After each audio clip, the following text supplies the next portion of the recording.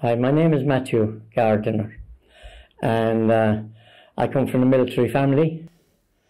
Every one of us served in the 12th Battalion, Sarsfield Barracks. My grandfather, first of all, was serving with the 9th Battalion Fusiliers and in the First World War.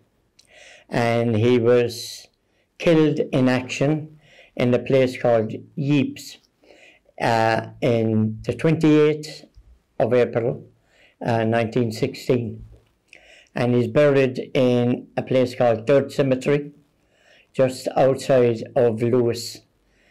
We don't know much about him. Anything I got was from the British Legion. They told us about him. My dad was only 11 or 12 when he left home. After that, my grandmother didn't live very long, so my dad, he ended up in a home with his 2 brothers. After coming out of the home, he was 18 and a half years of age, 1922, my dad joined the army, joined the Irish Army. And after that, we all followed in his footsteps. He had 5 sons, I think this is a record on his own, and he had 6 grandchildren, all served in the 12th Battalion, Sarsfield Barracks. At one stage there was about 7 or 8 of us in the barracks, and we put some of the NCOs hadn't a clue who they were detailing for duty, and they come up to me and say, "You Martin," "No, I'm Matthew," and so on. But anyway, a Congo veteran.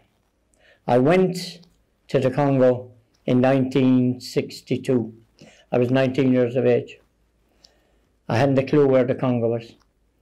My 2 brothers was after being served. They served three brothers had served in the Congo before me. And anything I knew about the Congo, they told me. And we were going out in 62, and it was just at the time there was the Nye ambush was after happening. 9 Irish soldiers were butchered, and then we had the Jadaville. So we were aware of all this when we went, but as a young fella I didn't care. Just wanted to get out of Ireland and travel overseas. I'll tell you, it was a shock to the system when I went to Congo. One of the first few times that I had seen a lot of black people, and especially half of them with no clothes. And the only thing I ever knew about the Congo was going to school. We weren't taught a lot about Africa going to school. The only thing we were told about going to school was Tarzan. And he up in the trees playing with monkeys.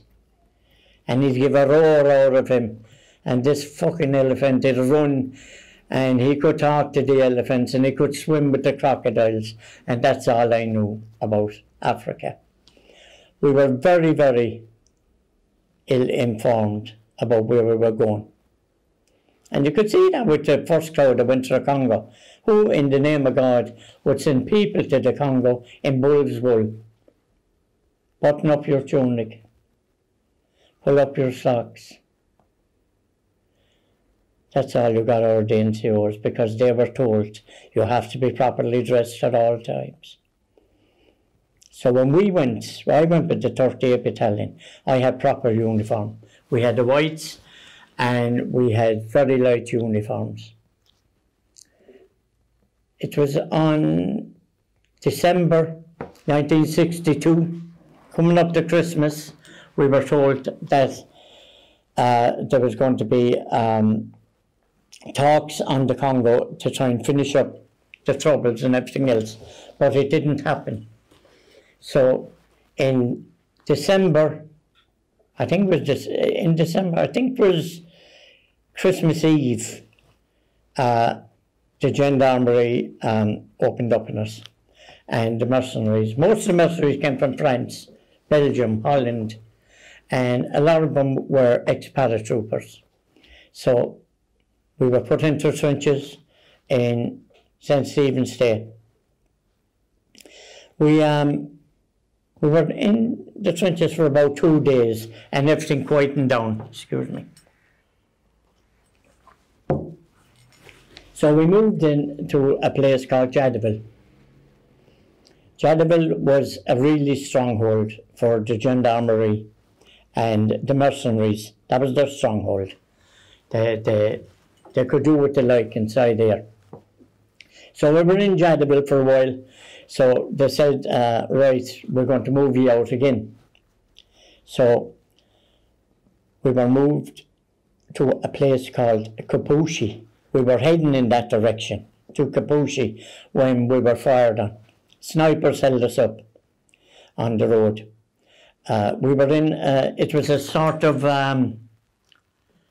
it was elephants and monkeys and stuff like that. I think they were belonged to someone private, but that's when they opened up on us.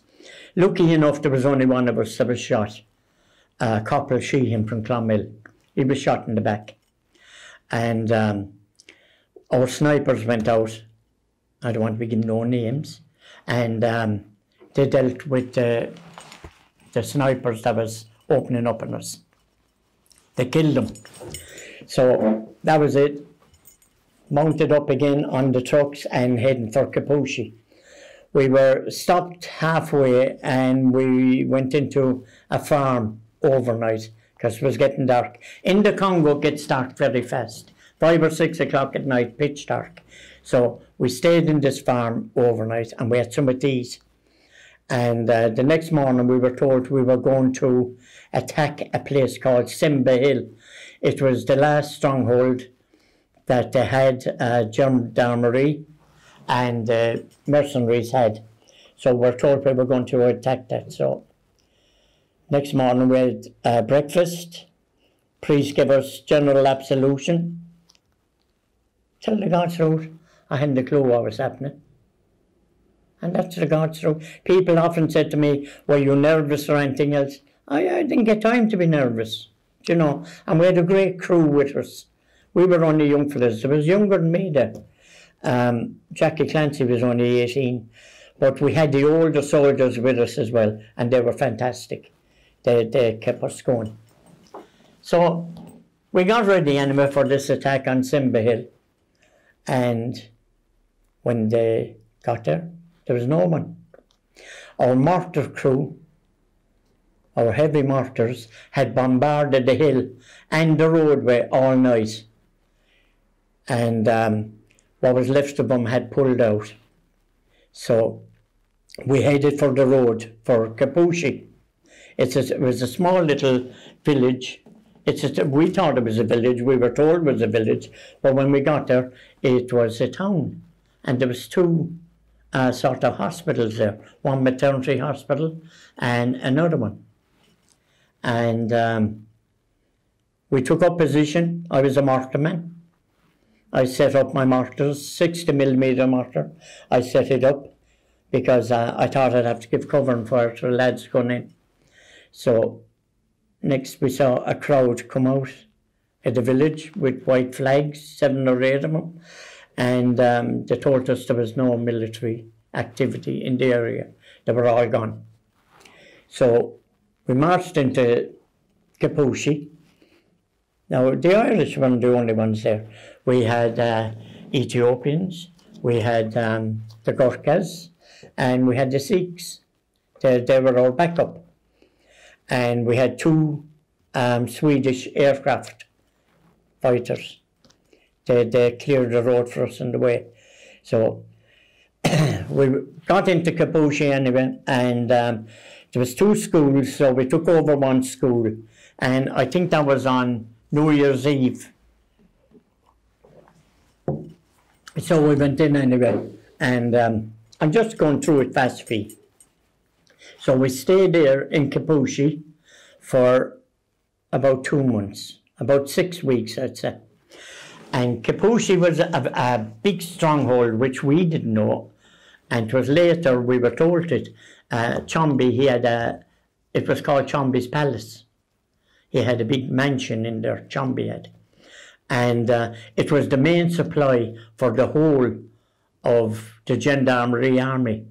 So when we went in there, There was uniforms. I mean, just hangers full of uniforms, boots, beer, millions upon millions of cigarettes, all stored. So we had loads of other stuff there. But from that day on, we had to buy no more drink, and when you wanted to smoke, you just went up and got a few cartons and brought them down, because they were up to the sky. We had a great time anyway in there, in Capucci. So we heard there was a bit of trouble with the gendarmerie and the mercenaries, and they were going ahead of us all the time. And as they were going ahead of us over the Congo River, there was a bridge, and about 2 or 3 miles before we got there, we seen the mushroom going up in the sky, and they were after blowing the bridge. And again, we got to that bridge, the Indians had built a pontoon bridge for us to go over.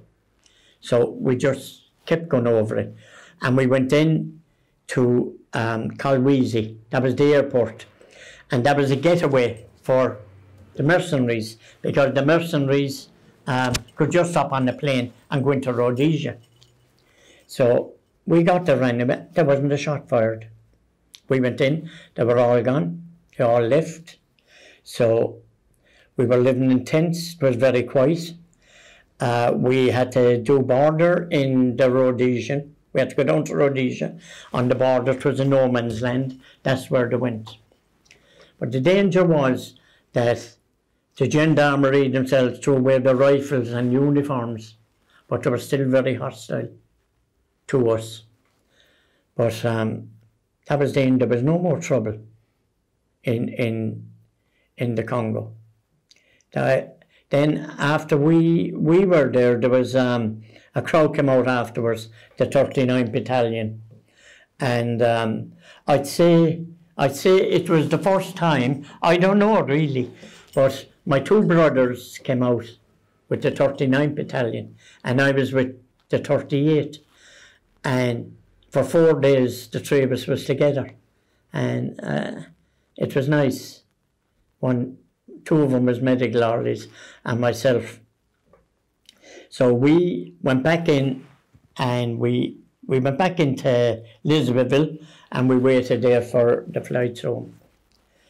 And we were held up for a long while with the flights because planes breaking down and everything else. So that was my exploits in the Congo. I don't think I ever and never will witness anything like it in my life. The hunger. We were starving, and it's no shame we weren't. The food was terrible out there when we were out there. The clothing. Our cooks done the best that they could. An awful lot of the cook was packed rations, and we had a thing called the dog biscuit. And sweet Jesus, if you were chewing it for a month, you wouldn't soften it, you know. And I came home from the Congo, and no matter what happened, even my brother was involved with the Nyimba ambush. There was no soldier, as I know, that came home from the Congo got counselling. After all, I was only 19, there was people 18. We were fired on. We survived. We were starving. We got over that. None of us got counselling. I couldn't serve. I found it very, very hard to get back into the army life when I came back from the Congo. I volunteered straight away again. And lucky enough, I was a martyr man. And I was picked. And I was in the Congo in 62 and 4 months in 63. So in 64, I went to Cyprus. We were the first Irish troops to go to Cyprus. President Macarius requested us to go out. I went over the 40th Battalion into Cyprus. Completely different whatsoever in the Congo. Absolutely beautiful country. Plenty to eat, sunshine, all the fruit you could eat, and absolutely beautiful people. But the Congolese were lovely people as well. But what it was the Greeks were in the majority, and they were given the Turks at that time. So our job, we went out in the morning, was we get up at 4 o'clock in the morning and we go on patrols. We were escorting the Turks into the markets. The Greeks used to stop the buses in the road and empty and throw everything off. So after a while they got used to what's going there, and that stopped. We were in Famagusta. While we were in Famagusta, there was 3 Greeks, and they went into a place called the Old City, the Walled City in Famagusta.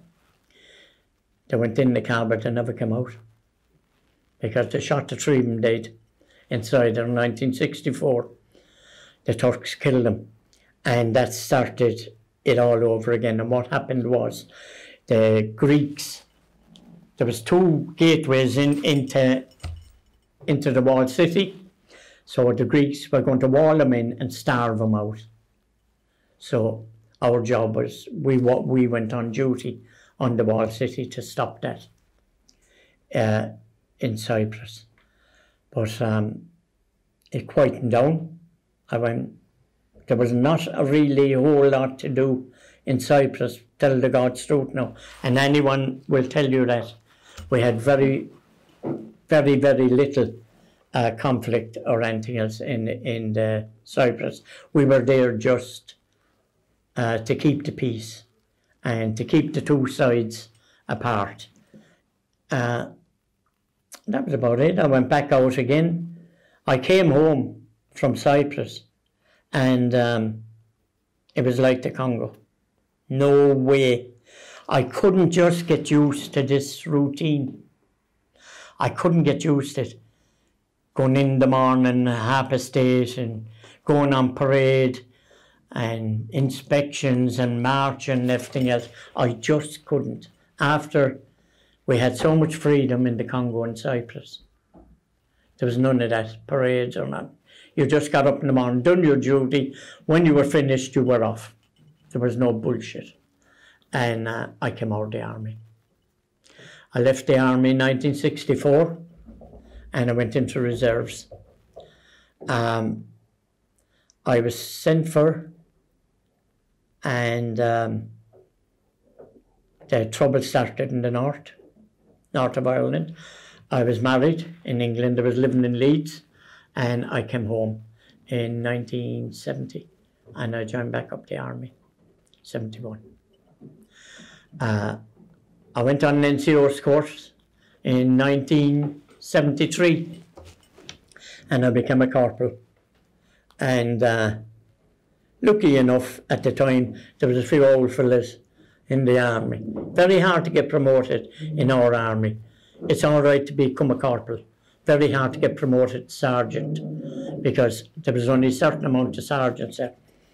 But the mortar sergeant retired, and I put in for the post 3 years after, and I got the post of mortar sergeant in the army.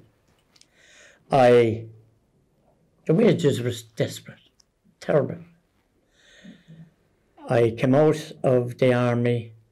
I had only 16 years done. I was after getting a job as a manager of a bar, because that's what I was doing in the army. I was the canteen manager in the private mess for 4 years before I came out. And so I took up this job in the bar. I was getting about 3 times what wages I was getting. And there was no border duty. Thrown all over the place. Cavan, Coat Hill, prisons, Lifford. I'd say I'd done every duty in the border that was known.